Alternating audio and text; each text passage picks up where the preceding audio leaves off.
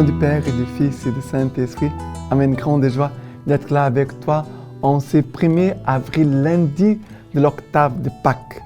Le Christ est ressuscité, il est vraiment ressuscité. Et pendant une semaine, pendant 8 jours, l'Église célèbre la résurrection du Christ. Ça veut dire la grâce de Pâques, la grâce du dimanche de Pâques, elle s'étend pendant toute une semaine. De hier jusqu'au dimanche prochain, c'est la grâce pascale chaque jour. Nous célébrons Pâques pendant 8 jours. D'accord? Très important pour nous. Et la première lecture d'aujourd'hui, c'est Actes des Apôtres, chapitre 2, à partir du verset 14. Pierre alors, debout avec les 11, éleva la voix et leur adressa ces mots. Hommes du Judée, et vous tous qui résidez à Jérusalem, apprenez ceci, prêtez l'oreille à mes paroles. Après le verset 22. Hommes d'Israël, écoutez ces paroles. Jésus le Nazaréen, cet homme que Dieu a accrédité auprès de vous par les miracles, prodiges et signes qu'il a opérés par lui au milieu de vous, ainsi que vous le savez vous-même, cet homme qui avait été livré selon les desseins bien arrêtés et la préscience de Dieu, vous l'avez pris et fait mourir en le clouant à la croix par la main des impies. Mais Dieu l'a ressuscité, les délivrant des affres de la Hadès. Aussi bien, n'étant-il pas possible qu'il fût retenu en son pouvoir, car David dit à son sujet, je voyais sans cesse le Seigneur devant moi, car il est à ma droite, pour que je ne vacille pas. Aussi mon cœur s'est-il réjoui, et ma langue a-t-elle jubilé. Ma chair elle-même reposera dans l'espérance, que tu n'abandonneras pas mon âme à l'Hadès, et ne laisseras pas ton sein voir la corruption. Tu m'as fait connaître des chemins de vie. Tu me rempliras de joie en ta présence. Frères, il est permis de vous le dire en toute assurance. Le patriarche David est mort et a été enseveli, et son tombeau est encore aujourd'hui parmi nous. Mais comme il était prophète et savait que Dieu lui avait juré par serment de faire asseoir sur son trône un descendant de son sang, il a vu d'avance et annoncé la résurrection du Christ, qui, en effet, n'a pas été abandonné à l'Hadès, et dont la chair n'a pas vu la corruption. Dieu l'a ressuscité. C'est Jésus. Nous en sommes témoins. Et maintenant, exalté par la droite de Dieu, il a reçu du Père l'Esprit Saint, objet de la promesse. Il a répondu. C'est là ce que vous voyez et entendez. Alors, ici, Pierre, ici dans ce passage, va dire ce que les hommes ont fait avec Jésus. Ils l'ont arrêté, ils l'ont fait, vous l'avez pris et fait mourir en le clouant à la croix par les mains des impies. Mais Dieu l'a ressuscité en le délivrant des affres de l'enfer, car il ne pouvait pas être retenu.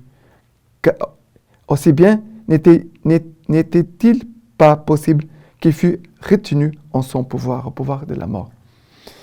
Voilà ici la proclamation aussi de foi de Pierre, mais Pierre va expliquer pourquoi la résurrection. Il va prendre le passage du roi David, dire David a vu d'avance la grâce de la résurrection du Christ, parce que Jésus est descendant de David. Et Dieu a promis non pas seulement un descendant pour David, qui allait s'asseoir sur son trône, mais il a vu déjà l'annonce de la résurrection. Et c'est Jésus ressuscité, il dit, il n'a pas été abandonné à l'enfer, Jésus, Dieu l'a ressuscité, Dieu l'a ressuscité, c'est Jésus. Nous en sommes témoins. Il a toujours cette parole. Témoins, témoins, témoins. Ce n'est pas seulement une proclamation de foi, mais c'est une expérience, une assurance, une certitude que Jésus est vivant. Et c'est Jésus qui nous donne l'Esprit Saint. Et c'est l'Esprit Saint qui nous ouvre notre cœur, nos yeux, notre intelligence pour comprendre et que nous puissions reconnaître la présence du ressuscité au milieu de nous. Très important, l'Esprit Saint nous prépare pour reconnaître la présence de Jésus ressuscité au milieu de nous. D'accord? Le psaume d'aujourd'hui, c'est le psaume 16.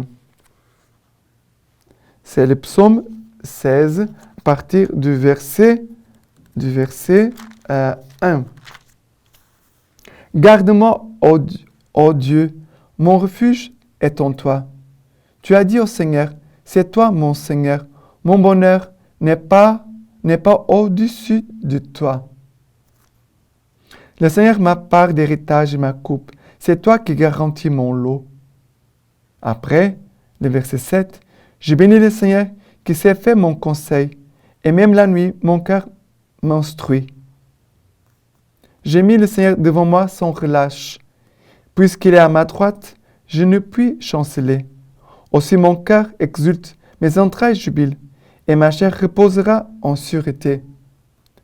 Car tu ne peux abandonner mon âme au Sheol. Tu ne peux laisser ton fidèle voir la fosse. Tu m'apprends les chemins de vie. Devant ta face, plénitude de joie. En ta droite, délices éternelles. Tu m'apprends le chemin de vie. Devant ta face, plénitude de joie. En ta droite, délices éternelles. Mais ça veut nous apprendre vraiment les chemins de la vie. Et on pourrait dire les chemins du ressuscité. Les chemins de la rencontre avec les ressuscités. Et pendant toute cette octave, nous devons prier que cette grâce de la rencontre avec les ressuscités, l'expérience de la résurrection puisse renouveler partout dans l'Église. D'accord? Et même que les grâces du ressuscité puissent venir chasser les ténèbres et visiter les cœurs des non-croyants, de tous ceux qui ne croient pas en Jésus. D'accord? Et l'évangile d'aujourd'hui, c'est Matthieu chapitre 28, à partir du verset 8. Quittant vite le tombeau, tout ému et plein de joie, elles coururent porter la nouvelle à ses disciples. Et voici que Jésus vient à leur rencontre. « Je vous salue, dit-il. » Et elle de s'approcher et d'étreindre ses pieds en se prosternant devant lui. Alors Jésus leur dit, « Ne craignez point, allez annoncer à mes frères qu'ils doivent partir pour la Galilée, et là ils me verront. » Tandis qu'elle s'en allait, voici que quelques hommes de la garde vinrent en ville rapporter au grand prêtre tout ce qui s'était passé.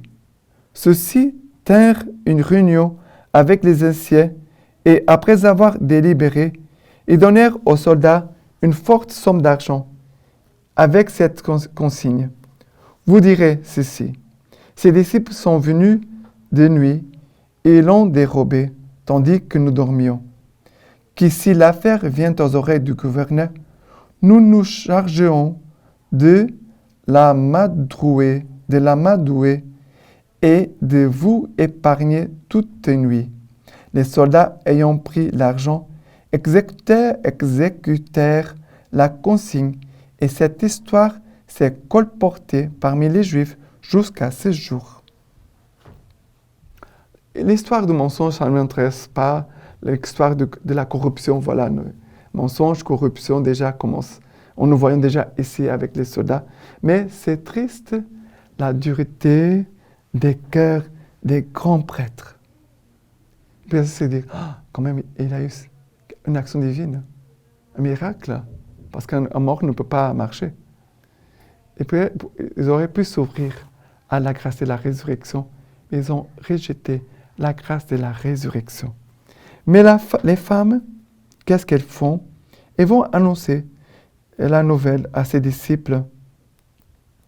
Mais avant qu'elle rencontre ses disciples, ses compagnons, on pourrait dire comme ça, elle s'approche de Jésus, elle veut saisir les pieds de Jésus, se prosternant, une attitude d'amour et d'adoration. Jésus va dire, ne craignez point. Les grâces de la résurrection. Regardez, les grâces de la résurrection. Ne craignez point. Allez annoncer à mes frères qui doivent partir pour la Galilée. Et là, ils me verront. Les grâces de ne pas avoir peur. Deuxième grâce, la grâce de la mission. Troisième grâce, la rencontre avec Jésus ressuscité. Avoir cette consolation, cette joie profonde de nous rencontrer chaque jour avec Jésus ressuscité. Moi, je le fais chaque jour devant l'adoration. Chaque jour, je fais cette expérience. Je me rencontre avec Jésus ressuscité, d'écouter la parole de Jésus qui me dit « ne crains pas », d'avoir cette force, cette confiance, et aussi de me renouveler chaque jour dans la mission d'annoncer, de communiquer aux âmes, aux personnes, les paroles de Jésus. D'accord? Et la lecture patristique d'aujourd'hui, le Méliton, évêque de Sardes, nous dit ceci. Le Seigneur étant Dieu, revêtit l'homme, souffrit pour celui qui souffrait, fut enchaîné pour celui qui était captif, fut jugé pour le coupable, fut enseveli pour celui qui était enseveli. Il ressuscita des morts et déclara à haute voix, « Qui disputera contre moi? Qui se présente en face de moi? C'est moi qui ai délivré les condamnés. C'est moi qui ai rendu la vie aux morts. C'est moi qui ai ressuscité l'enseveli. Qui ose me contredire? C'est moi, dit-il, qui suis le Christ, qui ai détruit la mort, qui ai triomphé de l'adversaire, qui ai lié l'ennemi puissant et qui ai emporté l'homme vers les hauteurs des cieux. C'est moi, dit-il, qui suis le Christ. » Maintenant, je vous laisse la bénédiction par les mains toutes pures de la Vierge Marie. Dieu Tout-Puissant vous bénisse et vous garde, le Père, le Fils et le Saint-Esprit. Amen.